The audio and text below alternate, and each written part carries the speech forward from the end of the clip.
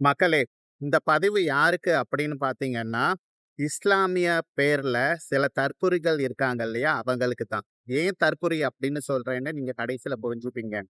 நீங்க என்ன சொல்லி களிமா சொன்னீங்க?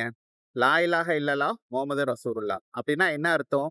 இறைவன் அல்லாஹ் ஒருவனே, முஹம்மது நபி ஸல்லல்லாஹு அலைஹி வஸல்லம் அவங்க இறை தூதரா இருக்காங்க. அப்படின்னு சொன்ன வாயில, உங்களுக்கு எப்படி கண்டவங்கள எல்லாம் தலைவன் அப்படின்னு சொல்ல முடிஞ்சது? யார சொல்றேன்னு தெரியும் உங்களுக்கு. சினிமா நடிகர் விஜய் அவர தலைவன் அப்படின்னு சொல்றீங்க. கடைசி நம்பிக்கையே அவருதான். அவருதான் எங்க வாழ்க்கைய மாத்தப் போறாங்க. அந்த மாரிலாம் நீங்க பேசிக்கிட்டு இருக்கீங்க. சினிமா மோகம் இருந்தா சினிமா பார்க்கிறதோட வச்சுக்கங்க. உங்களுக்கு பிடிக்குதா? அரசியல் தலைவரா எனக்கு அவர பிடிக்கும்னு சொல்லுங்க. தலைவன் அப்படிலாம் சொல்லாதீங்க. சரியா? அது மட்டும் இல்லாம இஸ்லாமியர்கள அழிக்கிறதே வந்து கொள்கையா வச்சுட்டு இருக்க பாஜகவோட டைரக்ட்டா அவரு வந்து இருக்காரு கனெக்ஷன்ல. அதாவது நம்மகிட்ட நடிக்கிறாரு. நல்ல நடிகர்ங்கிறது நம்ம எல்லாருக்குமே தெரியும். சினிமால பார்த்துருக்கோம்.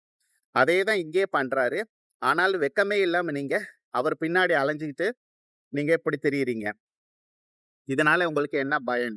அ சமுதாயத்த அழிக்கணும் அப்படின்னு தெரியும். இன்னும் எத்தன காலத்துக்கு தான் வந்து இஸ்லாமியர்கள வந்து தீவிரவாதின்னு காட்டிக்கிட்டே இருப்பாங்க. ஏற்கனவே நீங்க அவருடைய 2 படத்துல பார்த்திருப்பீங்க. ஒண்ணு பீஸ்ட், ஒண்ணு துப்பாக்கி. பீஸ்ட் வந்து சரியான குப்ப படம். ஏற்கனவே கூர்க்கா அப்படின்னு ஒரு யோகி பாபு நடிச்ச படம். கூர்க்கா படமே சரியான குப்ப படம். அதுலயும் அதே காப்பி அடிச்சு பீஸ்ட்ன்னு எடுத்து வச்சிருக்காங்க. அதையும் நீங்க ஆதரிச்சீங்க. அதுக்கப்புறம் துப்பாக்கின்னு ஒரு படம் எடுத்தாங்க. எந்த டைரக்டருமே அந்த படத்த எடுக்கிறதுக்கு முன் வரல. அவங்க அப்பாவே என்ன சொல்லியிருக்காரு, அதிகமா நான் சம்பளம் குடுத்து இவர் ஏ.ஆர். முருகதாஸ வச்சு இந்த படத்த எடுக்க வச்சேன் அப்படின்னு சொன்னாரு. அதுலயும் என்ன காட்டியிருக்காரு, முஸ்லிம்ஸ் எல்லாம் ஸ்லீப்பர் செல்லு அப்படிங்கிற மாதிரி அதுலயும் காமிச்சிருக்காரு. அப்போ இந்த ஜனநாயகன் படத்த வந்து முடக்கி வச்சுட்டாங்க. எங்கள வந்து வளர்ச்சி வர புடிக்கல திமுகவுக்கும், பாஜகவுக்கும். அதனால வந்து இப்படி பண்றாங்கன்னு சொல்லிட்டு இவ்வளோ நாளு ஆதாயம் தேடிக்கிட்டு இருந்தீங்க. இப்ப என்ன காமிச்சிருக்கீங்க அதுலயும்? அதுலயும் முஸ்லிம வந்து தீவிரவாதியா காமிச்சிருக்கீங்க. ஆனா என்ன சொல்றீங்க? அத பாஜக தான் வந்து தீவிரவாதியா இது பண்றாங்க. எங்க தலைவர் வந்து என்ன பண்ணிட்டாரு? அவங்கலாம் அப்படி கிடையாது.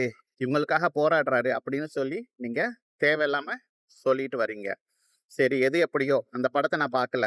சரி இதுக்கு முன்னாடி உள்ள 2 படத்துக்கு நீங்க என்ன காரணம் சொல்லப் போறீங்கன்னு பார்க்கிறேன். சரியா? இந்த மாதிரி நீங்க குருட்டுத்தனமான நம்பிக்கை வைக்காதீங்க யார் மேலயும். உங்களுக்கு பிடிச்சிருக்கா? யார் மேல வேணாலும் ஓட்டு போடுங்க. ஆனா, ஒரு சமுதாயத்தை அழிக்கணும். திருப்பி திருப்பி வந்து தீவிரவாதின்னு சொல்றவங்க கிட்ட போயிட்டு நீங்க நிக்கிறது தான் ரொம்ப கேவலமா இருக்கு. இதுல சில பெண்கள், இஸ்லாமிய பெண்கள வெட்கமே இல்லாம பல்ல காட்டிக்கிட்டு போய் நிக்கிறாங்க. அவர நான் பார்த்துட்டேன், ஃபோட்டோ எடுத்துட்டேன், பேசிட்டேன் அப்படின்னு கொஞ்சம் கூட வெட்கம் இல்லாம போய் நிக்கிறாங்க. அத நெனச்சா தான் ரொம்ப மனசுக்கு அசிங்கமாவும், வேதனையாவும் இருக்கு.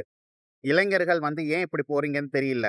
நீங்க சினிமா வந்து ஃபர்ஸ்ட் டே ஃபர்ஸ்ட் ஷோன்னு அதிகாலை 2 மணிக்கு போட்டாலும் விடிய விடிய தூங்காம, அந்த படத்த எப்படியும் பார்த்துட்டு வந்து கொண்டாடி திக்கிறீங்க. இதுவே உங்களால ஃபஜர் தொழுக போக முடியுமா காலையில எந்திரிச்சு? மாட்டேங்கிறீங்க. சினிமா மோகம்ங்கிறது வந்து ஒரு நிரந்தரம் அது வந்து நமக்கு வராது. இந்த துனியா வந்து நிரந்தரம் கிடையாது. மறுமைய நெனச்சு அஞ்சி வாழுங்க. எப்பயுமே சினிமாக்காரவங்க உங்களுக்கு யார வேணாலும் நீங்க அரசியல்வாதியா உங்கள தேர்ந்தெடுக்கிறதுக்கு உரிமை இருக்கு. ஆனா, ஒரு சமுதாயத்தை அழிக்க நினைக்கிறவங்கள்ட்ட போயிட்டு நீங்க வந்து, இப்படி தேவையில்லாம கேவலமா வந்து போறீங்கன்னு நெனச்சா தான் ரொம்ப மனசுக்கு வேதனையா இருக்கு. திருந்தி வாங்க. இப்பயும் ஒண்ணும் கெட்டு போகல. இந்த மாரி ஆள்கள ஆதரிக்காதீங்க. நன்றி.